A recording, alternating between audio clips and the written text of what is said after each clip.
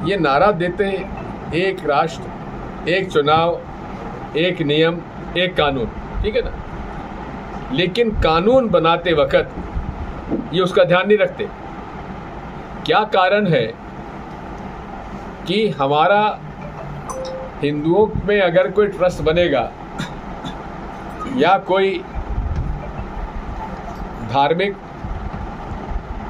हमारा संगठन बनेगा, रजिस्टर कराएगा, उसमें कोई दूसरा धर्म का आदमी नहीं आ सकता। सिखों का प्रबंधक समिति बनती है गुरुद्वारे में, उसमें गैर सिख उसमें नहीं आ सकता।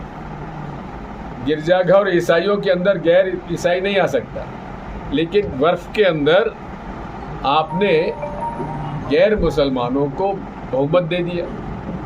ये भेदभाव हुआ कि नहीं हुआ? ये भेदभाव क्यों है? सारी लड़ाई इस बात की है।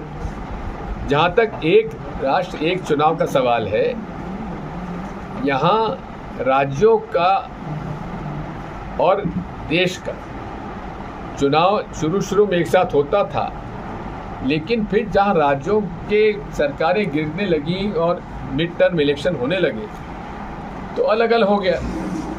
अब उसमें यह है कि अब आपकी मध्य प्रदेश की सरकार 2023 में बनी और लोकसभा का चुनाव 2024 में हुआ, लेकिन अब इस साल बिहार का चुनाव हो रहा है।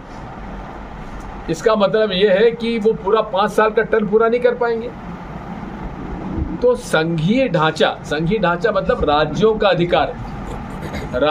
अधिकार कम किया जा रहा है, ये उचित नहीं है। और राज्यों का अधिकार जो कम किया जा रहा है, उससे वजह से दक्षिण भारत में काफ़ी लोग आंदोलित हैं और वो उसके लिए